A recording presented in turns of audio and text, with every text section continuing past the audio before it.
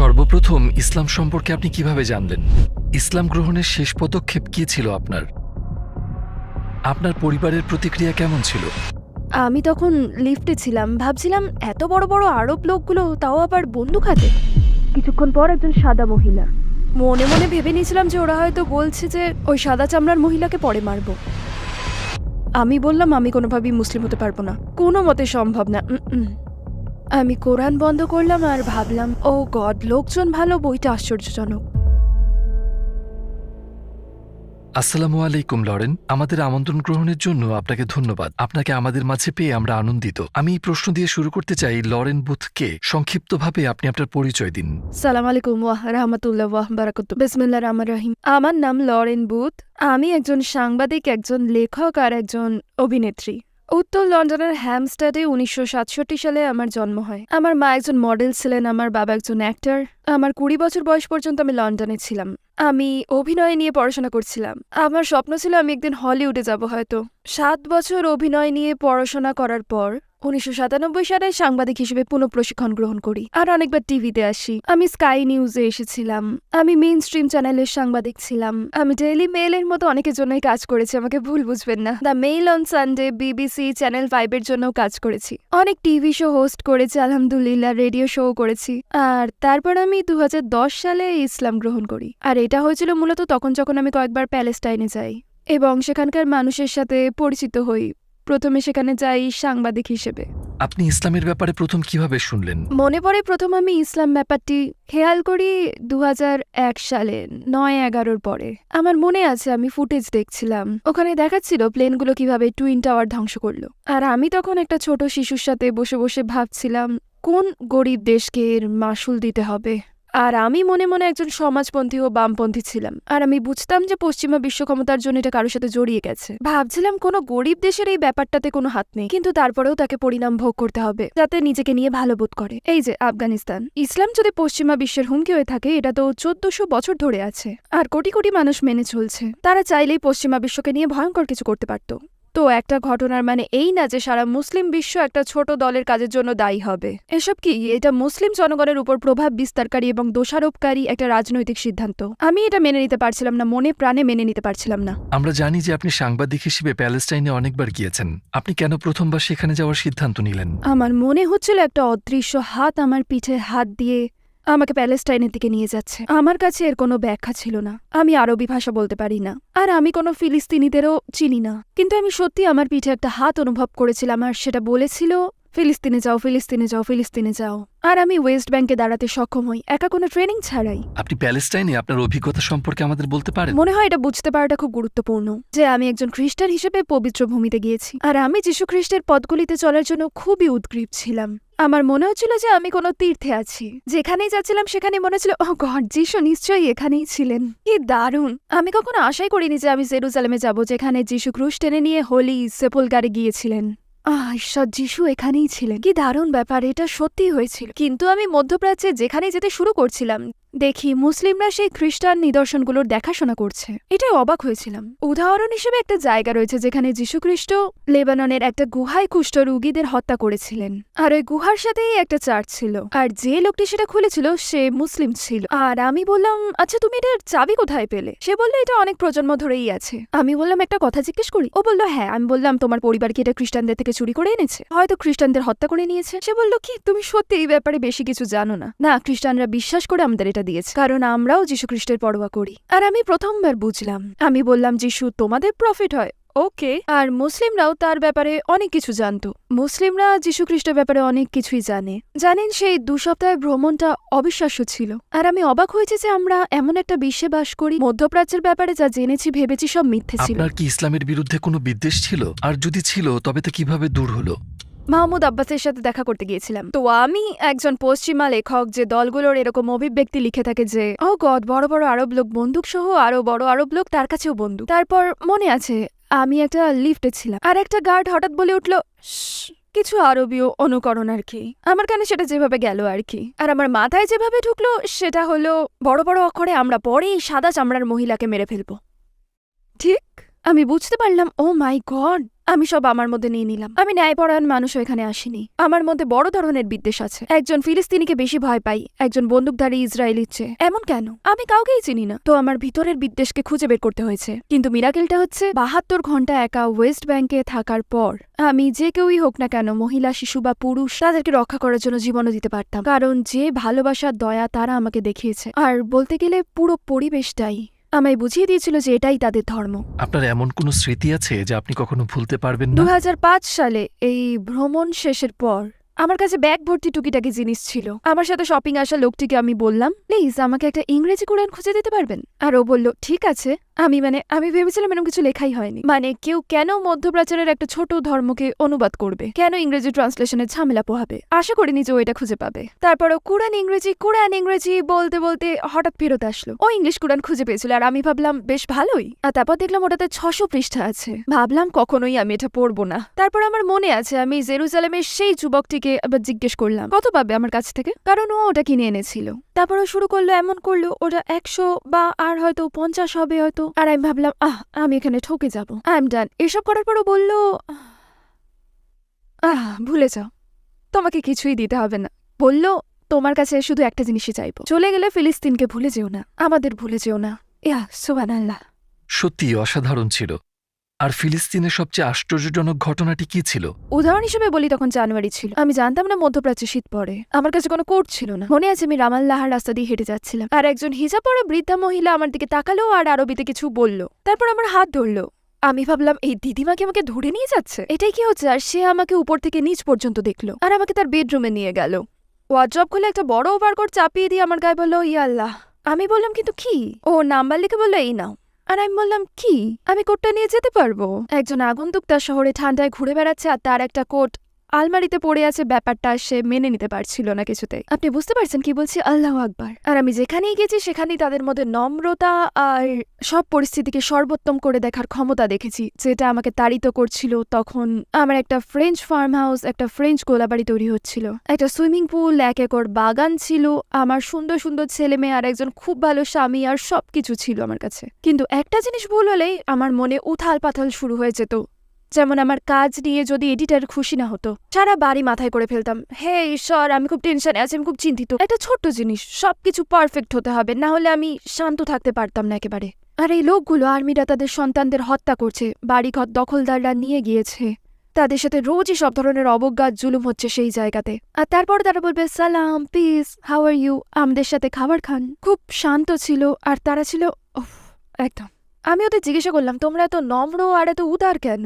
তোমরা কেন কিছু নিয়ে আপত্তি করো না? আর তারা বললে, এটা বইতে আছে, কুরআনে আছে, আল্লাহ সব ঠিক করবেন। কখন আপনি ইসলামের প্রতি সত্যিই আকৃষ্ট হয়েছিলেন? আমার মনে আছে 2008 সালে আমি অমুসলিম হয়ে আমি গাজায় অবরোধে আটকেছিলাম ওদের সাথে, যারা আজকের দিনেও সেখানেই আটকে আছে। আউযুবিল্লাহ। তখন রমাদান ছিল, আর দেখলাম যে লোকজন কোনো না কোনোভাবে একে অপরের উপকার করছে, যদিও তারা নিজেরাই দরিদ্র। তো আমি একদিন ভাবলাম আমিও একটা করি, আর রাফা শরণার্থী কেন্দ্রে একটা পরিবারের জন্য একটু মাংস নিয়ে যাই। তো আমি খাবারটা শরণার্থী কেন্দ্রে একটা মুসলিম পরিবারের কাছে নিয়ে যাই। মাটি দরজা খুলে বলল, ভিতরে আসুন, আসসালাম আলাইকুম। চেহারায় একটা আলো ছিল, আর সে একটা খুপড়িতে থাকতো, না খাবার ছিল না জল ছিল। আমি বললাম, কেন রোজা রাখছো তুমি? বললাম, মনে হয় না আপনার আল্লাহ আপনাকে ভালোবাসে, বলার জন্য দুঃখিত। আমার মনে হয় না ভালোবাসেন। কেন তিনি আপনাদের গাজাবাসীদের 30 দিনের জন্য তৃষ্ণার্ত রাখবেন? 31তম দিনে কখন জল পাবেন? সে বলল, আমাদের জল নেই। আমি বললাম, বেশ, তাহলে কি 30 দিন আপনারা গাজায় খাবার ছাড়া থাকছেন? 31তম দিনে ফ্রিজ ভর্তি হয়ে যাবে? সে বলল, না, ভর্তি হবে না। বললাম, আপনার আল্লাহ আপনাকে ভালোবাসেন, একটা কারণ দেখান যেটার জন্য আপনি রোজা রাখছেন। আর সে বলল, যার ঘরে কিছুই নেই। আমি গরিবদের মনে রাখার জন্য রমজানে রোজা রাখি। আর আমি সেই মুহূর্তে ভাবলাম, এটাই যদি ইসলাম হয় তাহলে আমি মুসলিম হতে চাই। কারণ যদি এমন কোনো ধর্ম থাকে যেখানে ঈশ্বর আপনাকে সেদিন কিছু না দিলেও আপনি তার প্রতি বিশ্বাস রাখেন, কৃতজ্ঞ থাকেন, যদি এমন কোনো ধর্ম থাকে যেখানে আপনার এক বাটি খাবার থাকে আর সেটা আপনি একজন আগন্তুককে দিয়ে দেন, ও ঈশ্বর, ওয়াও, এটাই সেটা। আসসালামু আলাইকুম প্রিয় ভাই ও বোনেরা, আমরা দেখেছি যে আমাদের দর্শকদের 80% মানুষজন আমাদের চ্যানেলে সাবস্ক্রাইব করেননি। আপনারা যেমনটি জানেন, আমরা একটি অলাভজনক প্রতিষ্ঠান, আর আমরা আমাদের কোনো ভিডিওতে বিজ্ঞাপন চালাই না। আমাদের লক্ষ্যই হলো শুধু সত্যকে প্রচার করা। কাজটা ছোট হতে পারে, কিন্তু ইনশাল্লাহ অনেকের জন্য এটি পথ চলার সহায়ক হবে। এখন সাবস্ক্রাইব বাটনে ক্লিক করুন এবং একসাথে পথ চলি অনন্তকালের দিকে। আপনি বলেছিলেন আপনাকে একটি কোরআন দেওয়া হয়েছিল, তারপর কি হয়েছিল? আপনি কি সেটা পড়েছিলেন? তো আমি এই পবিত্র কুরআন একটা উপহার হিসেবে পেয়েছিলাম। আর একদিন যখন আমার বাচ্চারা কাজে ছিল তখন সেটা খুললাম আর ভাবলাম আচ্ছা হাত ধুয়ে নি। আমি জানি ওরা হাত ধুয়ে না, এটা খুব গুরুত্বপূর্ণ বই, আমি এটা গুরুত্বের সাথে নিলাম। আমার ধর্মগ্রন্থ না হলেও এটা ধর্মগ্রন্থ হতে পারে, আসল ধর্মগ্রন্থই, তো আমার এটা সম্মানের সাথে পড়া উচিত। আমি আলফা দিয়ে বললাম আর ভাবলাম ওকে, এটা অনেকটা ঈশ্বরের প্রার্থনার মতো। একই জিনিস, এক ঈশ্বরের প্রার্থনা করো, তার কাছেই চাও, তার প্রতি কৃতজ্ঞ হও, খারাপ হয়েও না, ভালো কাজ করো, আমি ঠিক আছি। তো সূরা ফাতিহা ঠিকই ছিল, এটার সাথে আমার খ্রিস্টান মতামতের মিল ছিল। তারপর এলো সূরা বাকরা, যেখানে এক আয়াতে বলা হয়েছে যে অনেকেই ছিল যারা বলতো যে তারা বিশ্বাস করে, কিন্তু তাদের মনে ছিল ভণ্ডামি এবং তারা জানতো তারা সত্য কথা বলছে না। আর আল্লাহ মিথ্যাবাদীদের অপছন্দ করে, মানে এটা আসলে আমার কপটতাকে ধরিয়ে দিচ্ছিল। আর আমায় বলছিল যে আমি জাহান্নামে যাব, কারণ আমি ঈশ্বরে বিশ্বাস করতাম কিন্তু এই ব্যাপারে কিছুই করতাম না। আমি খারাপ সিদ্ধান্ত নিচ্ছিলাম, ভালো মানুষ হয়েছিলাম না, উপাসনা করতাম না, এই ব্যাপারে মাথা ঘামাতাম না, মিথ্যা কথা বলতাম। আমি কুরআন বন্ধ করলাম আর ভাবলাম ও মাই গড, আমি ঠান্ডা অনুভব করছিলাম, দিনটা গরমে ছিল কিন্তু ভয় তা অনুভব করতে শুরু করলাম। আমার কাছে কুরআন ভয়ঙ্কর ছিল, তো আমি ওটা নিলাম আর একটা উঁচু থাকে রাখলাম আর ভাবলাম বাহ, লোকজন ভালো, বইটা আশ্চর্য, কারণ আমি আগে কখনো ঈশ্বরকে এত রাগান্বিত দেখিনি। তিনি আমার উপর রেগেছিলেন। আপনি মুসলিমদের থেকে দাওয়া পেয়েছেন? আমি দাওয়া পেয়েছিলাম ভ্রমণকালে এক জায়গা থেকে। একদল লোক ছিল যারা আমার সাথে একদম নির্দিষ্ট ছিলেন। জানেন তারা কারা ছিল? সোলামি ট্যাক্সি ড্রাইভার। তারা কিছু ঘুরিয়ে পেঁচিয়ে কথা বলে না, লা লা লা লা লা। আর তারাই আমাকে দাওয়া দিয়েছিল। তো আমি বললাম আসসালাম আলাইকুম, কারণ আমি ফিলিস্তিনে গিয়েছি আর আমি ভাবলাম এটার অর্থ হ্যালো। ওয়ালাইকুম সালাম, আপনি কি মুসলিম? না, তবে আমি আগ্রহী। বাপরে, সাবধান হয়ে যান, কারণ আপনি এখানেই একটা লেকচার পাবেন, আপনার ড্রাইভারি থেকে খুতবা শুনতে পাবেন। আমি সেগুলো উপভোগ করতাম। তো তারা বলতো যেমনটা আমাদের মহানবী আসিয়াকে বলেছিলাম ইত্যাদি ইত্যাদি। আর আমি একজন চমৎকার, একজন মহৎ মানুষ যিনি 1400 বছর আগে একটা আরব মরুভূমিতে বাস করতেন, যিনি লিখতে বা পড়তে জানতেন না, কিন্তু মানুষকে শিখিয়েছেন কিভাবে নিজেকে আর পৃথিবীকে বদলে ফেলা যায়। আর আমি মোহাম্মদের প্রেমে পড়ে গেলাম ওই সময়। ইসলাম গ্রহণের আপনার শেষ ধাপটি কি ছিল? 2007 সালে আমি ইসলাম চ্যানেলে একটা চাকরির প্রস্তাব পেলাম, কারণ আমি তখন ফিলিস্তিনিদের ন্যায়ের প্রচারণা করছিলাম আর ইরাকের মানুষের জন্য। আর ইসলাম চ্যানেলের মুহাম্মদ আলী আমাকে চাকরির প্রস্তাব দেন আর আমি বললাম আমার কিছু শর্ত আছে। 1 নম্বর, আমার সাথে ইসলামের বিষয়ে কথা বলবেন না, কারণ আমি মনে করি এটা ভালো আর আপনারাও খুব ভালো, কিন্তু আমার জন্য না। আর 2, আমি আপনার টিভি স্টেশনে হিজাব পরব না, কারণ আমি মনে করি এটা নারীদের নিয়ন্ত্রণ ও অপমান করে, আর আমি কপট হতে চাই না।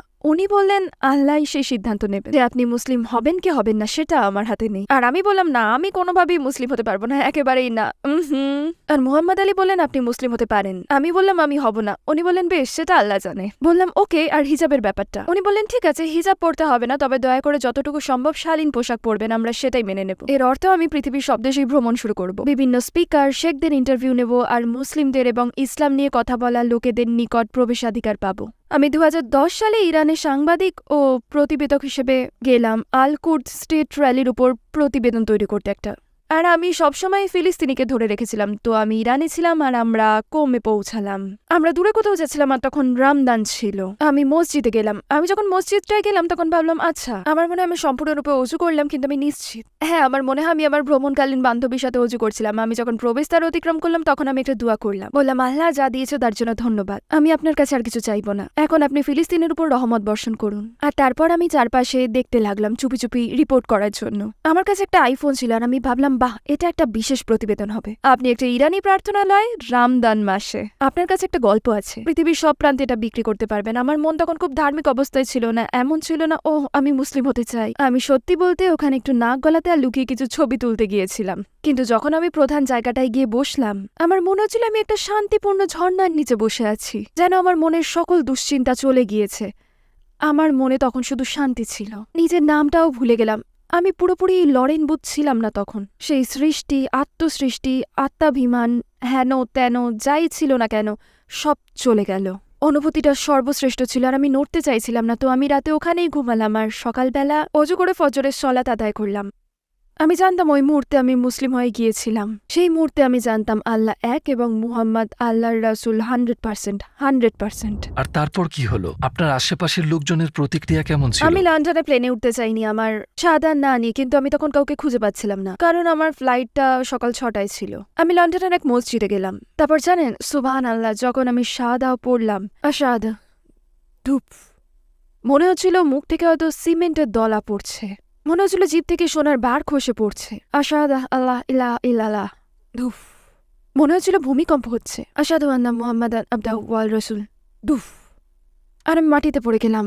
ওয়াও, বেশ বিস্ময়কর ঘটনা ছিল। আর তখন আমার মনে হচ্ছিল হঠাৎ আমি একটা বড় তুলার বলে ভাসছি। মনে হচ্ছিল তুলোর ভিতরে আছি, খুব তুলতুলে।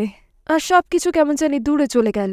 পরদিন যখন আমি আমার বাচ্চাদের নিয়ে স্কুলে যাই, তারা সামনে দিয়ে দৌড়ে গেল আর আমি বাড়ি থেকে বের হলাম। আমি ভাবলাম তুমি হিজাব পরোনি। আবার ভাবলাম আমি তো এখন ইরানে নেই। তুমি হিজাব পরোনি, তুমি হিজাব পরোনি, তুমি নগ্ন হয়ে আছো। আর আমি দরজা থেকে বেরোতে পারছিলাম না। আমি ভেতরে গেলাম একটা স্কার্ফ খুঁজতে, যেটা একজন আমাকে দিয়েছিল। বেশ আজব ভাবে কোনো মতে তখন আর কি মাথায় চাপালাম। সেই স্কার্ফ পরে মেয়েদেরকে নিয়ে তারপর স্কুলে গেলাম। আর ওরা বলল, মা তুমি হিজাব পরে আছো কেন? বললাম ঠান্ডা তাই। ওরা বললে এখন গরম। আমি বললাম যাই হোক, যাও খেলো, জঙ্গলে হাঁটো কি এখন। আর যখন স্কুলে নিয়ে গেলাম, একজন বাবা যিনি জুইশ ক্রনিকলসে কাজ করতেন আমার দিকে এমন ভাবে তাকালেন যেন এটা তো বেশ বড় খবর। আর আমি ভাবলাম ইস, এখন তো বড় বিপদে পড়লাম। আর উনিও বলল ইয়েস, যেন তার ক্রিসমাস একসাথে এসে পড়েছিল তখনই। আমি পরোয়া করি না, আমি বাড়িতে গেলাম। আর আগামী 7 দিনে সবকিছু বদলে গেল। আমি সলাত আদায় করতে চাইতাম, আল্লাহর কাছে কাঁদতে চাইতাম, মাটিতে মাথা ঢোকাতে চাইতাম, যেমনটা মুসলিমদের করতে দেখেছি। আর দুটো জিনিস বারবার বললাম ধন্যবাদ আর দুঃখিত। আমি বললাম ধন্যবাদ এই জীবন দেওয়ার জন্য, যত ভালোবাসা পেয়েছি তা দেওয়ার জন্য, আর যা যা চিনতে পারিনি তার জন্য। মানে আমার সুন্দর মেয়েরা, আমি ভালোবাসা চিনেছি, সুযোগ পেয়েছি, ভালো পরিবার পেয়েছি, আর আপনাকে চিনেছি, ধন্যবাদ। আর তারপর বললাম দুঃখিত, আমি অনেক দুঃখিত। আর আমি 1 সপ্তাহ ধরে কাঁদলাম। তারপর আমাকে সেই কুরআন নিতে হয়েছিল, আর সেটা খুব ভয়ের ছিল। তো আমি তখন শুক্রবারে শাহাদাহ নিলাম। আর তারপর আমার বাচ্চারা তাদের বাবার সাথে আমরা আলাদা হয়ে গিয়েছিলাম। তো সেই শুক্রবার রাতে আমি ভাবলাম ঠিক আছে বাচ্চারা, এখন আমি শাহাদাহ নিলাম, বাড়িতে গেলাম আর বসে ভাবলাম বেশ শুক্রবার রাতে একজন ছেলে বন্ধুকে কল করা যাক। আমি এটা করতে পারবো না, আপনি জানেন। একটা সিগারেট ধরাই, কিন্তু সত্যি খেতে চাই না। আমি জানি যে আমি সালাত আদায় করবো আর আল্লাহর নাম নেব। তারপর আমি ফ্রিজ দেখলাম আর ওখানে একটা ওয়াইনের বোতল ছিল। আমি ভাবলাম আচ্ছা, এখন আমার জীবন খুব একঘেয়ে হয়ে যাবে, বলতে গেলে কিছুই করার নেই। তো আমি কুরআনটা নিলাম আর ভাবলাম আল্লাহ, ইয়া আল্লাহ, শেষটা যেন ভালো হয়, এমনটা যেন না হয় আমি এখন জাহান্নামে যাব। আমাকে ভুল বুঝতে দেবেন না, আমি আপনাকে ভরসা করি। আর কুরআন যেন বলল এতদিন কোথায় ছিলে, আল্লাহ তোমায় ভালোবাসেন, সঠিক সিদ্ধান্ত নিয়েছো, আর সব ঠিক হয়ে যাবে। খুবই চমৎকার। আপনার পরিবারের প্রতিক্রিয়া কেমন ছিল? আমি ভেবেছিলাম পরিবার জানলে একটা বিশাল ব্যাপার বানিয়ে ফেলবে। আমি মুসলিম হয়েছে শুনে মা খুব ব্যঙ্গ করলেন, বলল তুমি পাগলদের সাথে যোগ দিয়েছো, তুমি পাগলদের দলে ঢুকেছো, তুমি কি এখন জঙ্গি হবে? তারা আমাকে নিয়ে অনেক ভয় ছিল, কিন্তু আমি খুব ভালো হয়েছিলাম ইনশাআল্লাহ। আমি তার জন্য খুব খেটেছিলাম আর খুব ভালোবেসেছিলাম তার শেষ জীবনে, আর সব ঠিক করেছিলাম। আর আমার বাবা শুধু ভয়ই পেয়েছেন, কেন একজন স্বাধীন মহিলা হয়ে তুমি এমন পোশাক পরে আছো? কেন তুমি একটা পুরুষকে এটা পরাতে দেবে? কারণ ঈশ্বর চান না তুমি এটা পরো, পুরুষেরা তোমাকে এটা পড়তে বলেছে। আমি বললাম বেশ, আল্লাহর জন্যই পড়েছি, ঠিক আছে। আর উনি বললেন তুমি তো ঈশ্বরের কাছে যে কোনোভাবেই যেতে পারো, এভাবে যাওয়ার প্রয়োজন নেই। তো উনি আমার বিয়ে নিয়ে খুব চিন্তিত ছিলেন। তুমি কি স্বাধীনতা ভুলে যেতে চলেছো? তুমি কি ভৃত্য হয়ে যাবে? বললেন আমার প্রতিটা মেয়ে খুব স্বাধীন চেতা নারী। আমি বললাম তুমি বুঝতে পারছো না, কিন্তু সুবহানাল্লাহ, আমি আমার বাবার সাথে তার মৃত্যুসজ্জায় আলোচনা করেছিলাম। সুবহানাল্লাহ, আর আমি তাকে আল ফাতিহা পড়িয়েছিলাম। তার হাত ধরতে পেরেছি, তার চোখের দিকে গভীরভাবে তাকাতে পেরেছি, আর তার সাথে ঈশ্বরের জন্য ভালোবাসা শেয়ার করতে পেরেছি আমি। উনি বলেছিলেন ঈশ্বর এক, আর হযরত মুহাম্মদ তার শেষ রাসূল, আর যিশু একজন রাসূল। তো আল্লাহ ভালো জানেন, উনি কথাগুলো আরবিতে বলেননি আর আমিও জোর করিনি, কিন্তু আমাকে সবসময়ই বলেছেন ঈশ্বর এক আর যিশু একজন রাসূল। আমি বললাম হযরত মুহাম্মদ একজন দারুণ মানুষ ছিলেন, তিনিও রাসূল ছিলেন। উনি বলেন আচ্ছা, আমি স্বীকার করছি। উনি মারা যাওয়ার পর আমি একটা খুব সুন্দর স্বপ্ন দেখেছিলাম, 3 জন ইমাম তাকে স্নান করাচ্ছেন আর উনি নূরে পরিপূর্ণ হয়ে আছেন ইনশাআল্লাহ। তখন আপনি ইংরেজি নিউজ চ্যানেলে কাজ করতেন, সেখানে কি হয়েছিল? তো প্রথম সকালে স্কাই নিউজে হিজাব পরে গেলাম, সেটা বেশ হাস্যকর ছিল, কারণ তারা খুব স্মার্ট কাস্টমার হওয়ার ট্রেনিং নিয়েছিল। যারা স্টুডিও দিয়ে হেঁটে যেত ওরা তাকিয়ে, আপনি বুঝতে পারছেন, বলতো ও ঈশ্বর, ওকে দেখেছো? আর সামনে আসলে হয়তো বলতো কেমন আছে লরেন। মানে আমি জিনিসটা আমার পেছনে হতে দেখেছিলাম। 2 দিন পর একটা কল পাই, লরেন আমরা কিছু জিনিস অদল বদল করছি, আমাদের আর তোমায় দরকার নেই, কেটে দিল। ওরা আর আমাকে নেয়নি আর কখনো ডাকেও নি। এখন কি স্কাই নিউজে হিজাবিরা আছে? হ্যাঁ মাশাল্লাহ। এখন কি নিউজে হিজাবি নারী আছে? হ্যাঁ। আপনি কি কখনো কোনো ধর্মান্তরিত হিজাবিকে নিউজে দেখেছেন? একজনের নাম বলুন। এই মেইন স্ট্রিম দুনিয়ার এখন একটা বড় সমস্যা, কারণ আপনি যদি ইসলামকে ধর্ম হিসেবে বেছে নেন, আল্লাহকে আপনার প্রভু হিসেবে, তখন মিডিয়া স্ট্যান্ডার্ডসের কারণে হয় আপনার নার্ভাস ব্রেকডাউন হবে, নাহলে নার্ভাস ব্রেকডাউনই হবে। আমার মনে হয় না এখানে ওরম কিছু আছে। তারা কিভাবে আপনাকে চিন্তাশীল, বুদ্ধিমান, বিশ্বস্ত মানুষ হিসেবে উপস্থাপন করবে যে জীবনের মাঝপথে এসে বলে মর্নিং এভরিবডি, আমার নাম লরেন বুথ। যাই হোক, আমি স্বীকার করছি যে আল্লাহ ছাড়া কোনো ইলা নেই আর মুহাম্মদ শেষ রাসূল। এখন ওয়েদার রিপোর্ট বুঝতেই পারছেন। আপনি সেটা করতে পারবেন না। তারা বাদামি চামড়ার হিজাবি মানুষকে আনতে পারবে, কারণ এটা তাদের অদ্ভুত ছোট জিনিস। কিন্তু আপনি যদি মেইন স্ট্রিমের কেউ হন, তাহলে কিভাবে ব্যাপারটা স্বাভাবিক হিসেবে দেখা হবে যদি না আমরা ইসলাম ও আল্লাহর বিষয় আর মুসলিমদের সাথে কি করি আর তাদের প্রতি আমরা কেমন আচরণ করি। আমি এই কথোপকথনের মুখোমুখি হয়েছি আর মেনে নিয়েছি, আলহামদুলিল্লাহ মেনে নিয়েছি। আপনার চেনা জানা এমন কেউ কি ছিল যে ইসলামের সাথে পরিচিত হয়েছে এবং তার জীবন বদলে গিয়েছে? কয়েক বছর আগে আমি প্লেনে করে কাতার থেকে ফিরছিলাম, আর আমার সামনের লোকটা ভেস্ট পরা একজন ব্রিটিশ লোক ছিল। তার থেকে মদের গন্ধ আসছিল, একজন স্কিন হেড ছিল। আমি ভাবলাম, আল্লাহ, আমি তার পাশে 4 ঘন্টা বসে থাকতে চাই না। তো আমার টিকিট হলো 21G আর তার হলো 21F। তো আমরা যাই আর আমার তাকে অতিক্রম করে যেতে হবে। সে এমন ভাবে আমার দিকে তাকালো যেন আমি আবর্জনা। সে আমাকে দেখলো আর যখন খাবার এলো সে বলল, আমি একটা ভডকা নেবো, একটা বিয়ার আর অন্য কিছু। আর আমি বললাম তো আমি জল খেতে খেতে ভাবলাম, ও আল্লাহ আমাকে ক্ষমা করুন, আমার সবচেয়ে খারাপ ফ্লাইটটাতে আছি। আর সে বলল, আপনি কি একটু জল নেবেন? যেন আমি ইংলিশ বলতে পারি না। তো আমি বললাম, বেশ, ধন্যবাদ। আমি ভাবলাম ওকে আমাকে কিছু ভালো কাজ করতে হবে, আপনি কিছু পনির নেবেন? আমি এটা বললাম। সে বলল, অনেক ধন্যবাদ। আর সে বলল, আপনি কোথা থেকে এসছেন? বললাম, লন্ডন থেকে এসছি। আপনি? সে বলল, কি, আপনি এমন পোশাক পরে লন্ডন থেকে? আর সে তাকিয়ে থেকে খুব একটা অদ্ভুত কাজ করলো, ওখানে বসে বলতে শুরু করলো, আমি দুঃখিত, আমি দুঃখিত। আমি তার দিকে তাকিয়ে বললাম, ঠিক আছেন? সে বলল, হ্যাঁ, আমি আপনাকে নিয়ে অনেক বাজে চিন্তা করছিলাম, আমি দুঃখিত। আমি বললাম, আপনি তো আমায় সেগুলো বলেননি, তাই না? সব ঠিক আছে, চিন্তা করবেন না। ছোট করে বললে, আমরা 4 ঘন্টার বেশি সময় ধরে কথা বললাম। আমি বুঝলাম সে বলল সে বিষাদগ্রস্ত, সে বাঁচতে চায় না আর, সে একজন খারাপ মানুষ। আমি তাকে বললাম, না, সবার জীবনেই এমন একটা সময় আসে। আমরা তখন ভগবানের কাছে প্রার্থনা করি, আপনি করেন? আপনি কার কাছে যান? সে বলল, আমি এসবে বিশ্বাস করি না। আমি বললাম, এমন কেউ বা এমন কিছু নিশ্চয়ই আছে যেখানে আপনি এমন বোধ করলে যান। সে বলল, হ্যাঁ, আমার কাছে মায়ের একটা ছবি আছে। কখনো আমি তার কাছে কাঁদি আর বলি, মা, আমাকে সাহায্য করো। একটা 40 বছরের লোক এরকম কষ্টে। আমি তাকে বললাম, আচ্ছা, আপনার মা কি ধার্মিক ছিলেন? বলল, হ্যাঁ, উনি অনেক প্রার্থনা করতেন। বললাম, আপনার মা কার কাছে প্রার্থনা করতেন? বলল, ঈশ্বর। আমি বললাম, আপনি যদি পরবর্তীতে এমনটা ভাবেন, আপনার মা যার প্রার্থনা করতো তার প্রার্থনা করে দেখবেন। আর যেন একটা ছোট বাতি জ্বলে উঠল। হ্যাঁ, ঠিক বলেছেন, আপনি ঠিক বলেছেন একদম। আমার ব্যাগে তখন একটা ইংরেজি কুরআন ছিল, আলহামদুলিল্লাহ। আর আমি তাকে সেটা দিলাম। আর এই বড় মানুষ, ব্রিটিশ বড় মানুষটি প্লেন থেকে নামলো, ধন্যবাদ, ধন্যবাদ বলতে বলতে। তো সুবহানাল্লাহ, মানুষের সাহায্যের দরকার, আমাদের অ্যাক্সেস পয়েন্ট হতে হবে ইনশাআল্লাহ। আর কেউ সেটা নিষ্ঠার সাথে তৈরি করেছেন আউটপুট সৃষ্টি করতে, তরুণ মুসলিমদের দেখে রাখতে, আমাদের একটা জায়গা দিতে যেখানে আমাদের ঐতিহ্য নিয়ে গর্ববোধ করতে পারি আর এটা দেখে রাখতে পারি। আর অমুসলিম আর যারা সন্দেহ করছেন তাদের জন্য প্রশ্ন করার জায়গা করতে ইনশাআল্লাহ, এটা খুব ভালো উদ্দেশ্য। আপনি কি যেসব কাজ করে এসেছেন এবং ভবিষ্যতে করবেন তার ব্যাপারে আমাদের বলবেন? আমার কাছে এখন বড় প্রকল্প হচ্ছে পৃথিবীর কাছে মুসলিম মনোভাব কেমন তা প্রকাশ করা। টাইপ কি, ধার্মিকতা কি, কিভাবে সেটা নিয়ে কাজ করা যায়, প্রাত্যহিক জীবনে তার অবদান কি। আলহামদুলিল্লাহ, বড় প্রকল্পগুলির একটা যেটা আমাকে তাড়িত করে সেটা হলো মুসলিমদের বলা যে আমাদের ঐতিহ্য কতটা মহান, আর তা অনুধাবন করে আমরা কিভাবে আবার মহান হতে পারি। আলহামদুলিল্লাহ, একটা বই লিখেছি যার নাম in search of a Holi land. আল্লাহর অশেষ কৃপায় এটাকে একটা অডিও বুকেও রূপান্তর করেছি যাতে মানুষ শুনতে পারে। অনলাইনে আছে। আমি একজন প্রযোজকের সাথে আমার বইয়ের উপর একটা নাটক তৈরি করে পরিবেশনা করেছে, ওটার নাম হচ্ছে অ্যাক্সিডেন্টলি মুসলিম। আমরা সেটা 900 বেশিরভাগই অমুসলিম লোকেদের কাছে এডিনবার্গ ফ্রিঞ্জ ফেস্টিভ্যালে দেখিয়েছি। আমি মানুষকে ইসলাম যা তা দেখাতেই ভালোবাসি। এটা হৃদয়ে একটা প্রভাব ফেলে আর সমাজে একটা ভালো প্রভাব বিস্তার করে। যদি আপনাকে পৃথিবীর সকল অমুসলিমদের সাথে কথা বলার সুযোগ দেওয়া হয়, তাহলে 1 মিনিটে তাদের কি বলবেন? হে আল্লাহ, আপনি ঘরে বসে আছেন, এমন সময় যখন আসে আপনি জানেন না কেন বেঁচে আছেন, আপনি দুঃখ কষ্টের সাথে সময় অতিক্রম করছেন আর আগের মতো কিছুতেই মজা পাচ্ছেন না। আপনি অনেক কষ্টে আছেন আর হয়তো কখনো আপনি জানেন না আপনি কেন বেঁচে আছেন, আর আপনি কারো কাছে সাহায্য চাইতে চান, কিন্তু আপনি জানেন না কিভাবে, আর সবকিছু অদ্ভুত আর মেকি মনে হয়।